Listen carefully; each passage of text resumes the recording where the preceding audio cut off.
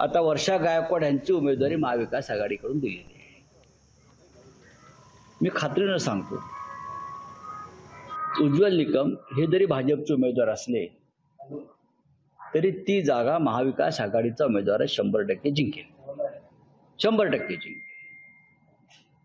माझ्या माहितीनुसार त्या मतदारसंघात भाजपच्या अनेक प्रमुख नेत्यांनी उमेदवारी घेण्यास नकार दिला. त्या भागात कोण उमेदवारी घ्यायला तयारच नाही. उज्ज्वल निकम यांनी खरं म्हणजे जळगावमधून उमेदवारी घ्यायला पाहिजे होती असं मला वाटतं. हे त्यांचं होम ग्राउंड आहे. पण अर्थात तो त्यांचा प्रश्न आहे, त्यानं उमेदवारी स्वीकारली आणि नक्कीच तिथे एक लढत चांगली होईल. सर तुम्ही म्हणताय घाबरत आहे, अर्थात ते नाशिकमध्ये सुद्धा दिसते उमेदवार अजून सुद्धा कोणी तयार होत नाही. बघा, मुंबईमध्ये 2 ठिकाणी अद्याप उमेदवार जाहीर करू शकले नाहीत. आपल्याला माहीत असेल, मला वाटतं दक्षिण मुंबई, त्यानंतर वायव्य मुंबई ज्याला आम्ही म्हणतो, जिथे अमोल कीर्तीकर आमचे उभे आहेत, तिथे उमेदवारी नाही अद्याप जाहीर केली. ठाणे, मुख्यमंत्र्यांचा सो कॉल्ड गड तथाकथित, तिथे उमेदवारी जाहीर केलेली नाही. कल्याण डोंबिवलीमध्ये सुद्धा अधिकृतपणे उमेदवारी जाहीर झालेली नाही.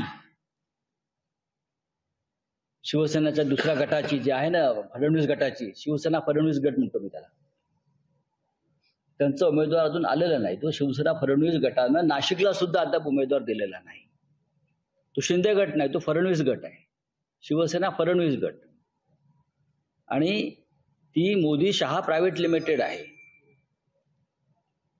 जो शिंदेचा शिवसेना त्याला जे धनुष्यबाण वगैरे काय दिलंय ते शिंदे अमित शहा मोदी प्रायव्हेट लिमिटेड फडणवीस गट इनकॉर्पोरेटेड.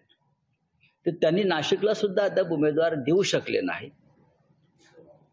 काही ठिकाणी फक्त औपचारिकता म्हणून उमेदवार दिले आहेत. जसं काल उत्तर मध्य मुंबईत सरकारी वकील ॲडव्होकेट निकम यांना दिलेली आहे. महाराष्ट्रामध्ये आम्ही 30 आणि 35 याच्यापेक्षा आसपास जागा आम्ही जिंकतो या क्षणी. कोणी कितीही मोठ्या घोषणा करू द्या, जिंकण्याची एवढीच तुम्हाला खात्री असेल तर अनेक मतदारसंघात फडणवीस आणि अजित पवार धमक्या कोणाला देत आहेत. काल सोलापुरात उत्तम जानकरांच्या नावानं धमकी देण्यात आली. युतीचं काम करा नाहीतर तुरुंगात टाकू वगैरे धमक्या सुरू आहेत ना. तुम्हाला जिंकण्याची एवढी खात्री आहे ना, एक अकेला सफर भारी नरेंद्र मोदी, मग धमक्या कशाला देत आहे? लोकशाही आहे ना, लोकांना ठरवू द्या. या बारामती शिरूर मतदारसंघामध्ये स्वतः अजित पवार धमक्या देत आहेत जाहीरपणे.